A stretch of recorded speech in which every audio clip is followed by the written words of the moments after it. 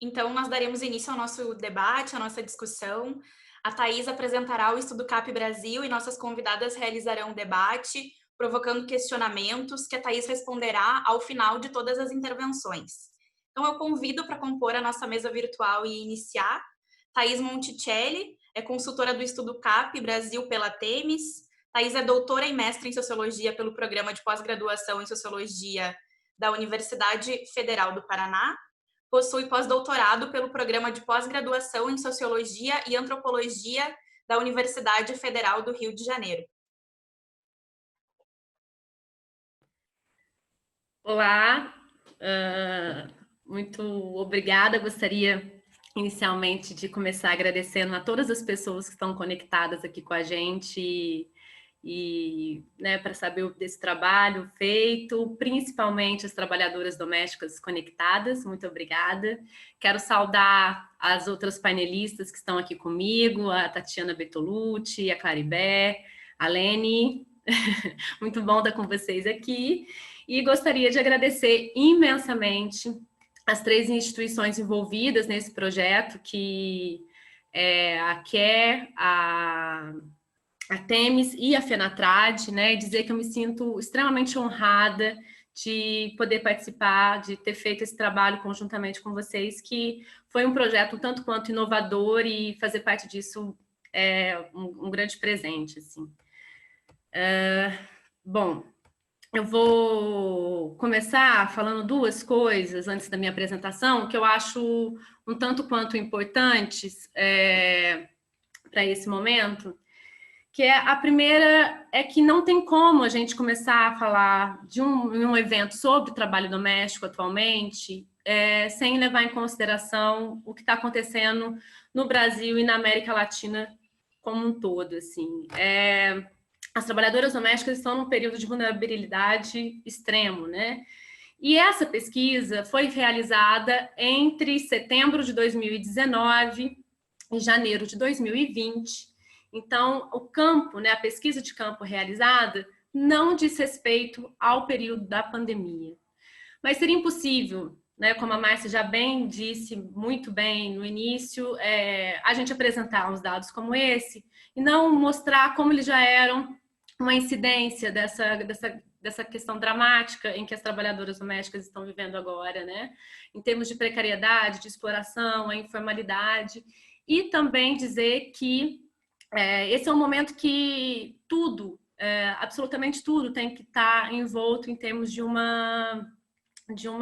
apoio, né? Não existe saída individual para a pandemia e nem para as consequências dela. A gente precisa criar um pacto social e a gente precisa, né, estabelecer em todos os momentos, então, formas de tentar compreender tudo o que está acontecendo. A segunda coisa que eu gostaria de comentar, que eu já falei no primeiro colóquio e reafirmo nesse momento, é esse caráter excelente, né, e totalmente desafiador da estrutura do projeto, que é unir o Movimento Sindical de Trabalhadoras Domésticas, as ONGs e a universidade. Né? Esse é um projeto desafiador, porque cada uma dessas áreas tem as suas particularidades, as suas formas de ação, de comunicação, mas todas nós temos como propósito e como objetivo estabelecer estratégias de chegar até as trabalhadoras domésticas e de podê-las atingi-las de fato. Então, a maneira como a Temis, né, como todas as 3 instituições estão mudando esse projeto, é o que faz toda a diferença e é o que fez toda a diferença para a gente mostrar os dados, né? Então, agora eu passo a falar mais sobre a pesquisa e dizendo, então, que o objetivo da pesquisa CAP é compreender os comportamentos, atitudes e práticas sobre o trabalho doméstico remunerado no Brasil, na sociedade civil, né? Então, tentando entender, então, como que estão se estabelecendo essas relações trabalhistas, né? Os comportamentos, atitudes e práticas nessa contratação de trabalho. Eu vou começar compartilhando com vocês uns dados para a gente ter ideia, mais ou menos, do que é o trabalho doméstico no Brasil. Acho que agora foi. Desculpa, gente, eu vou ter que acontecer um probleminha aqui com a minha tela e eu não consigo colocar como toda, mas eu acho que todas vocês conseguem visualizar mais ou menos o que está acontecendo aqui. Peço desculpas, foi um erro do computador. Bom, o trabalho doméstico remunerado no Brasil atualmente, então, ele conta com 5,7 milhões de mulheres, representando 14% das mulheres ocupadas no país, né? 80% da categoria tem mais de 30 anos, isso é uma questão que precisa ser colocada todas as vezes que a gente for pensar no trabalho doméstico. É uma categoria que tem envelhecido, né? O que é essa questão geracional para as trabalhadoras domésticas, em termos de idade reprodutiva, de acesso à aposentadoria, enfim. 63% são negras, como a Márcia já disse, o trabalho doméstico ele se estrutura na desigualdade racial no Brasil de uma forma intrínseca, né? Totalmente pautado na desigualdade racial, na desigualdade de gênero, mulheres negras. Né? 9% são cuidadoras de pessoas idosas. Né? Então, esse setor é um setor que cada vez mais tem demonstrado que tem ocupações distintas dentro da mesma categoria, né? Cuidadoras de idosos, babás, diaristas, mensalistas, enfim, como que a confluência dessas tarefas leva a uma exploração. Eu gostaria de trazer bem esses dados aqui entre mensalistas e diaristas, né? Atualmente, de acordo com os dados, em torno de 70% das trabalhadoras são mensalistas. E somente 26% delas têm carteira de trabalho assinada, né? Enquanto o restante não tem carteira assinada. Eu gostaria de frisar a diferença salarial das trabalhadoras mensalistas que têm carteira de trabalho assinada das que não têm, né? As mensalistas ganham, em média, R$ 1.296 por mês e as mensalistas sem carteira, R$ 712. É quase a metade. Essa mesma lógica acontece com as diaristas, né? São 28%, em torno de 30% de diaristas no Brasil, né? Com carteira de trabalho assinada apenas 9%, ou seja, a cada 100 trabalhadoras diaristas, 9 têm carteira de trabalho assinada, tem como média salarial o valor de R$ 1.349 e as 90% de diaristas têm um valor médio salarial de R$ 692. Esses dados são importantes porque a carteira de trabalho assinada não tem modificado somente em termos de renda o trabalho doméstico. Elas também têm demonstrado que as trabalhadoras formalizadas são as que têm a jornada de trabalho estabelecida, são as que trabalham menos horas.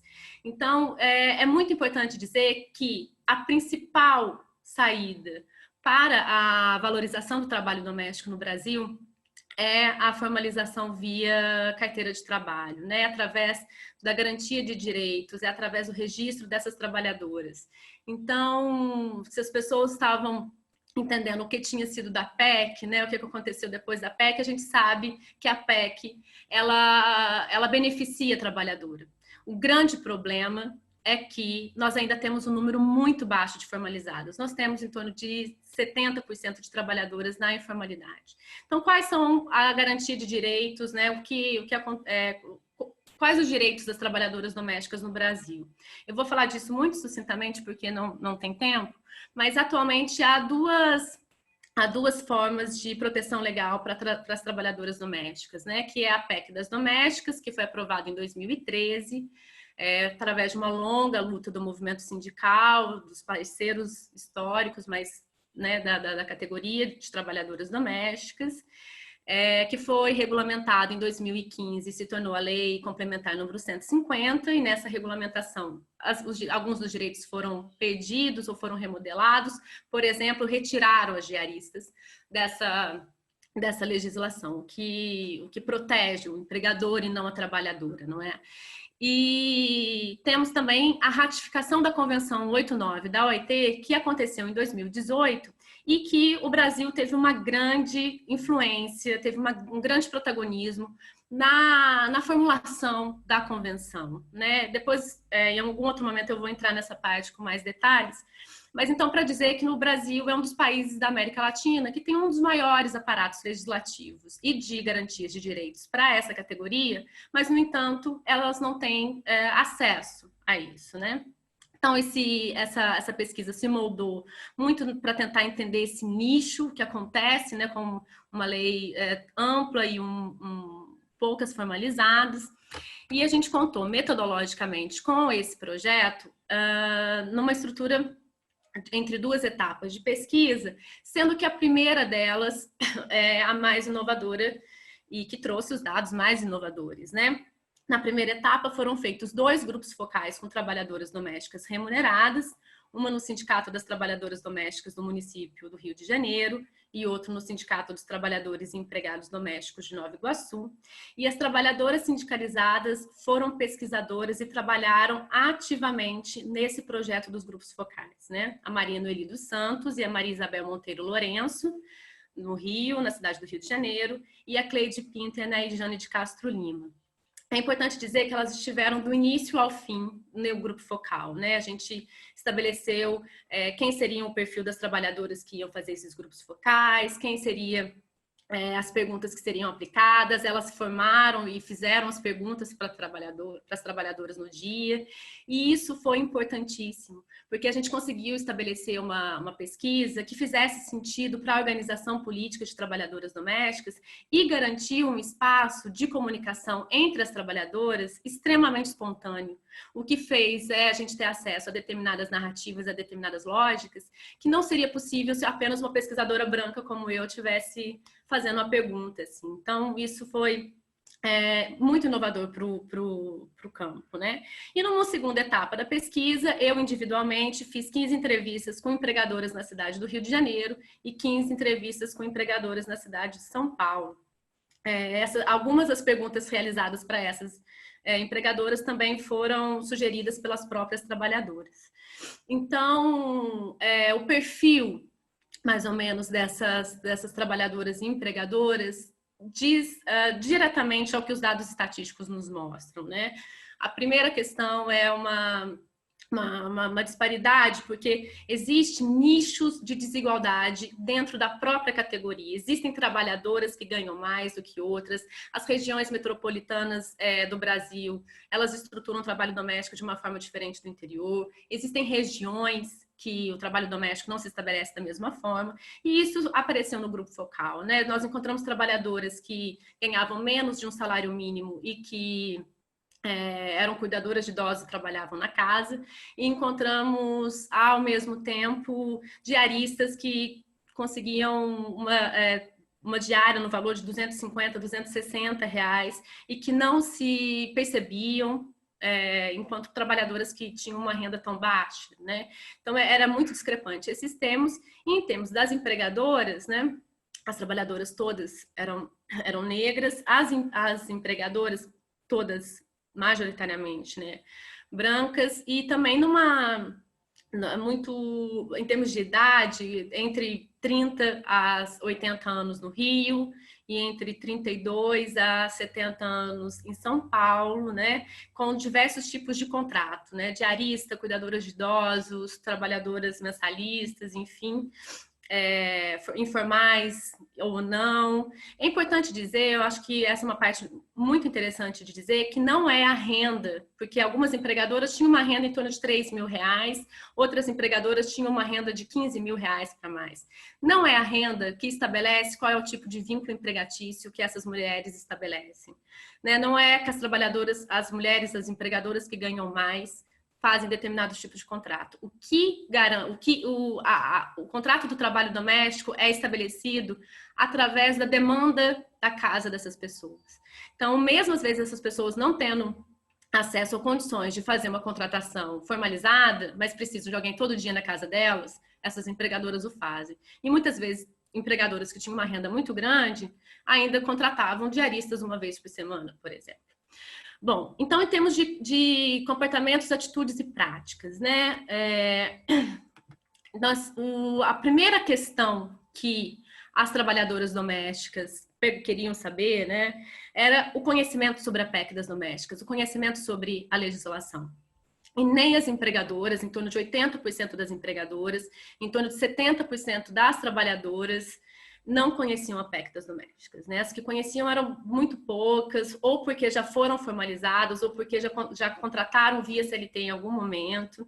O que era muito constante nessas narrativas era justamente a ideia de que elas tinham escutado falar sobre a PEC quando foi aprovado em 2013, mas não sabia se tinha entrado em vigor ou não, não sabia quais eram os direitos, não sabiam como acessar. Essa era a narrativa, não sabia nada.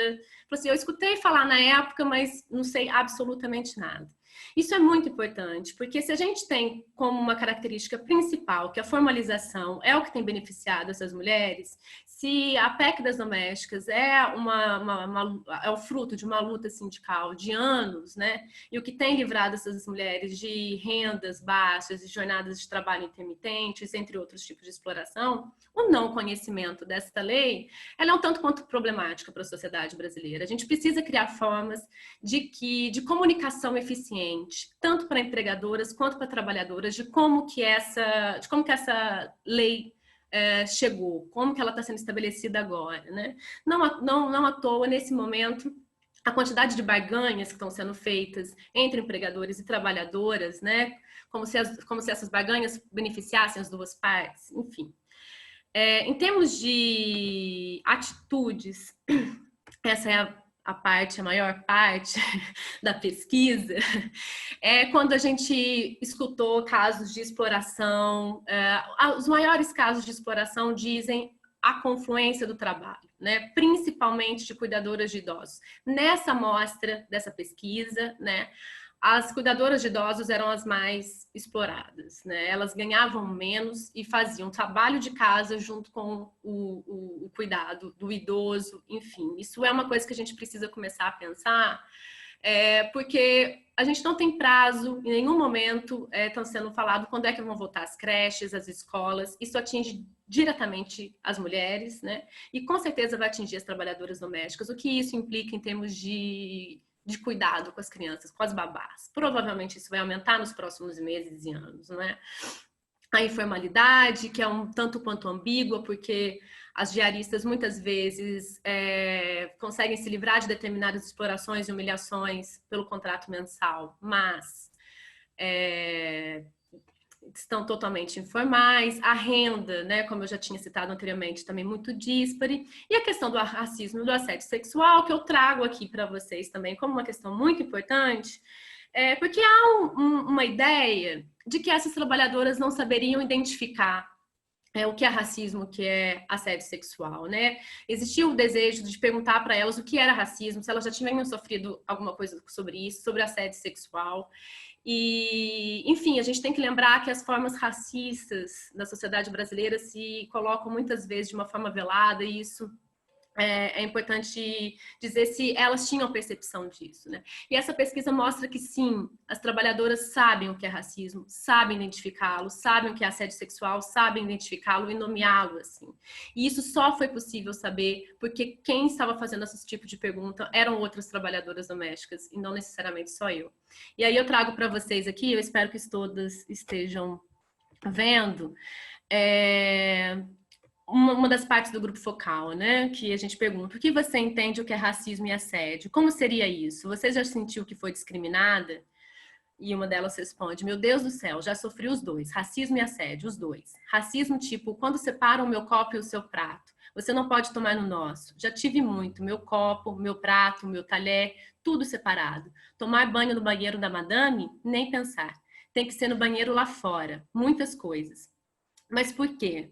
Por causa da minha cor, por causa da minha cor, por causa da minha cor, tenho as coisas separadas.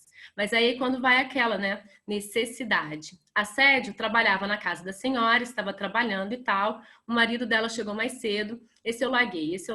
Eu estava na cozinha e estava tirando carne de porco porque eu fiz. Um homem veio para me agarrar por trás e eu virei o tabuleiro na barriga dele. E eu falei: sei muito bem o que o senhor estava pretendendo fazer, só que eu não sou vagabunda. Eu venho na sua casa para trabalhar. Eu vou esperar a sua esposa lá embaixo, que eu vou pedir demissão. Então é importante a gente entender isso, que uma das formas de criar políticas e estratégias para as trabalhadoras domésticas, né, é criar formas onde elas se sintam seguras e para ter um apoio de denúncia desses casos de racismo e assédio sexual, né? Acho que isso é uma das coisas muito importantes a serem feitas. E por último, deixa eu ver se eu... a questão das práticas, né, do estudo CAP, né, a questão da valorização e desvalorização do trabalho doméstico remunerado. Isso apareceu mais, que eu gostaria de enfatizar, é o seguinte: a maior parte das empregadoras que eu fiz a pesquisa, que eu tive a conversa, todas tinham como um pressuposto de que o trabalho doméstico é desvalorizado. Mas elas não colocavam a carteira de trabalho assinada como um processo de valorização. Né? A valorização do trabalho doméstico, para elas, estava muito na maneira como tratar a trabalhadora doméstica no dia a dia. Mas a formalização não aparecia como uma das questões principais para se pensar o trabalho doméstico, né? Como uma forma de valorização. Então, trago aqui também essa narrativa das empregadoras, que eu pergunto: você acha o trabalho doméstico valorizado? Não. E a segunda empregadora diz: eu também acho que não. Por quê? Nem um pouco, deveria ser muito mais. É uma atividade de todo dia, é um trabalho pesado. E outra coisa, eu acho que depois que veio essas leis, ficou menos valorizado ainda, por conta dessas questões. Hoje, para você contratar uma empregada doméstica, da forma certinha, tudo, encargos, quanto para o empregador, quanto para o empregado, é muito alto, entendeu? Eu via na minha mãe, se ela pegasse autônomo para ela, descontava muito menos do que é. Tudo bem, não vai ter FGTS, mas FGTS não é garantia de nada. Quando ela vai poder mexer nisso? Eu não sei como isso funciona para empregada doméstica, mas eu sei como funciona para o empregado normal, entendeu? Beleza, foi bom, porque a tentativa é valorizar mesmo como qualquer pessoa, médico, engenheiro, mas acabou afastando o empregador. Então, enfim, para finalizar,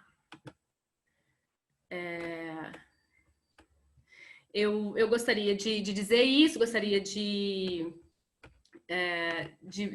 mostrar, então, como essas questões, elas fazem parte do atual cenário, elas são indicativos de que esse cenário atual, ele seria dramático, ele seria, né, de maior precarização, ele traria questões muito complexas para tudo isso, né? As empregadoras muitas vezes não colocam a trabalhadora, né, como uma forma de valorização através da formalização, a ideia de que o conhecimento sobre essa lei ela não está totalmente colocado para essas mulheres que fazem essa contratação, nem para as trabalhadoras.